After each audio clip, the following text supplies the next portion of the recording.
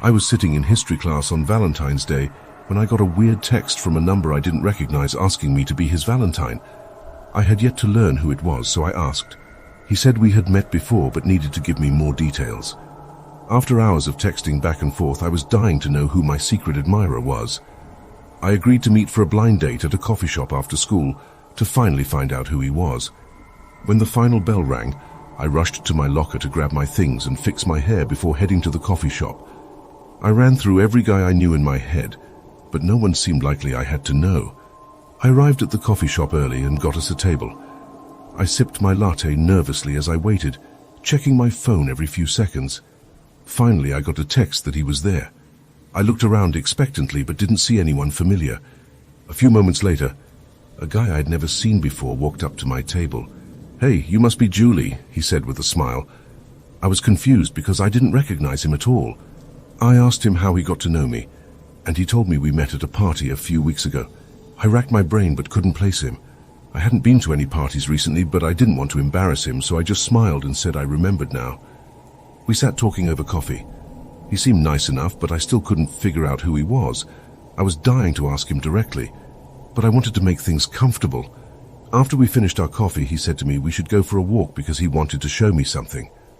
I hesitated for a moment, thinking it seemed a little strange, but I eventually agreed. We walked through a park nearby as the sun started to set. He made small talk, but seemed fidgety, like he was building up to saying something important. When we were walking, he told me he had a confession to make, and the confession was that he had lied about our meeting before. But the truth was that he had been watching me from afar for weeks, and he finally got the courage to reach out to me that day. He continued telling me that he hoped I did not freak out, but he really liked me and thought we were meant to be together. I stopped dead in my tracks, completely freaked out. That guy was a total stranger who had been stalking me. When I told that guy I should get going and turned to hurry away, he grabbed my arm forcefully and pleaded with me not to go because he loved me from the first moment he saw me and believed we were perfect for each other. I tried to shake free from his grip, but he refused, clutching my arm tighter. I looked around desperately. We were alone in the middle of the park, so I knew I had to get away fast. I stomped hard on his foot, causing him to loosen his grip just enough for me to break free. I ran as fast as I could, not daring to look back. I could hear him yelling after me, shouting my name over and over. I sprinted all the way back to the coffee shop, rushing inside and locking the door behind me. I was shaking and out of breath, and the baristas looked at me with concern. He asked me if I was okay, and I told him there was a crazy guy after me. I quickly explained what had happened with the stalker Valentine's date. The baristas offered to call the police. As we waited for them to arrive, we peered out the windows nervously to see if the guy had followed me back. Thankfully, there was no sign of him yet. When the police arrived, I told them the whole story. They put out an alert for the stalker, but he had disappeared into the night. The police drove me home, warning me to keep an eye out in case he showed up again. I regretted ever agreeing to meet up with that psycho stranger. Valentine's Day was definitely ruined. The following day, I was almost too scared to go to school. But I knew I had to face my fears. I told my friends what had happened, and we all stuck close together. During history class, I kept checking my phone nervously, terrified the stalker would text again. Finally, a message popped up from an unknown number. Hands shaking, I opened it. The message read, "Happy Valentine's Day. Last night was amazing and I can't wait for round 2. Your secret admirer." I gasped and dropped my phone on the desk. My friends looked at me with alarm. I showed them the text, and we immediately told the teacher and then called the principal, who alerted security. The school was put on lockdown while they searched for my stalker. After hours of fear and uncertainty, the police finally caught him lurking around the parking lot. He had been planning to abduct me after school. I was flooded with relief knowing he was behind bars at last. That terrifying Valentine's Day was finally over, but I'll never forget how quickly romance can turn to horror with a total stranger. I should have known something was off when I got the text from Ethan asking me to come over on Valentine's Day. We had broken up a few weeks ago, although it was still hard for me to think of him as my ex. The split had been sudden and not mutual. One day we were blissfully happy. The next, he was telling me he needed space. His vague reasoning for ending our year-long relationship had left me confused and heartbroken. Still, seeing his name pop up on my phone gave me a rush of excitement. He wanted to see me on Valentine's Day, and I thought maybe he had realized his mistake and wanted me back. So I immediately said yes and started getting ready. I had already bought Ethan's gift, a fancy new sketchbook and drawing pens. Art was his passion, and I couldn't wait to give him the supplies to fuel his talent. He was always doodling in the margins of his notes or using napkins to sketch people we saw at restaurants. Therefore, he would have materials worthy of his skill. The drive to Ethan's house gave me time to daydream about how our reunion would go.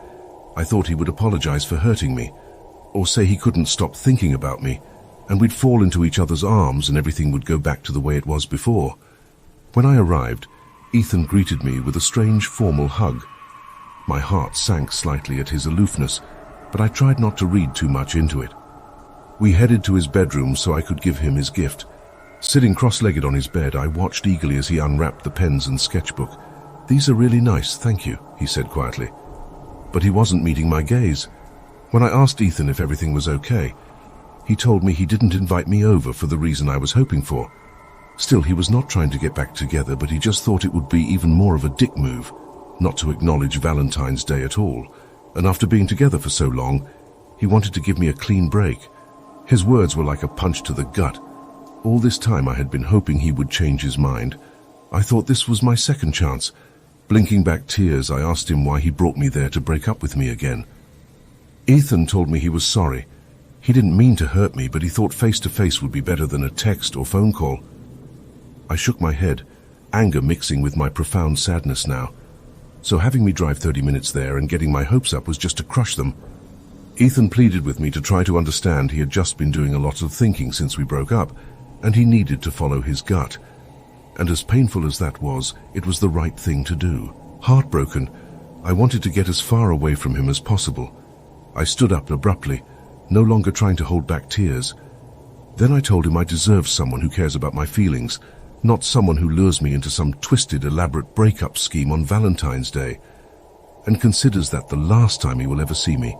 I grabbed my gift bag off the bed and hurried from his room, nearly sprinting for the front door. Then I heard Ethan calling after me, saying he was sorry, but I ignored him.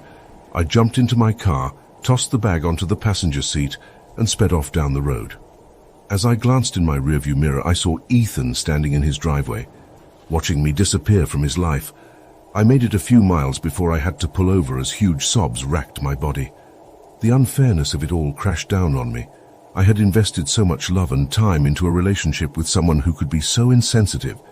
Wiping my eyes, I noticed the gift bag still sitting there. In my haste to escape, I had forgotten to leave the sketchbook and pens behind.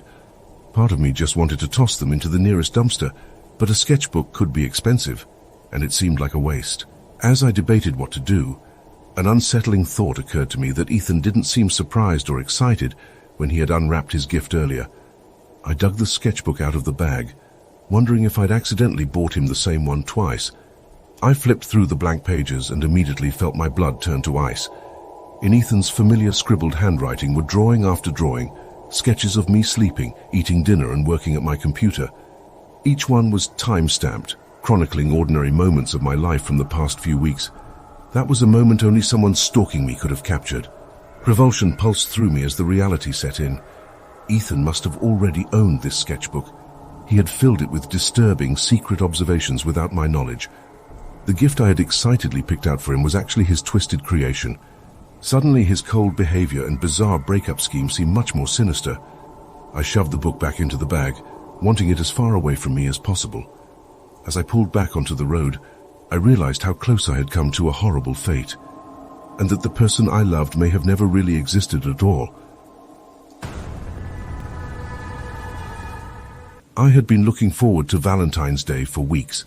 It would be the first time my boyfriend Charles and I could really celebrate together as a couple. Last year we had only been dating for a couple months and didn't make a big deal out of the holiday, but this year felt different.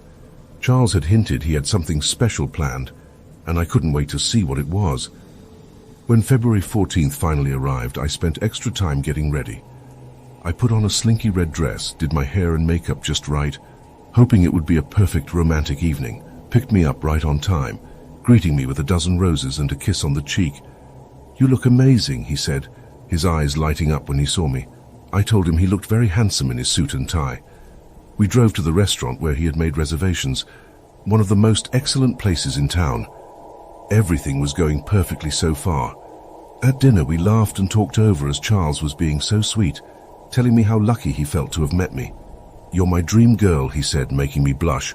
We skipped dessert and he paid the check, then took my hand, leading me out to his car.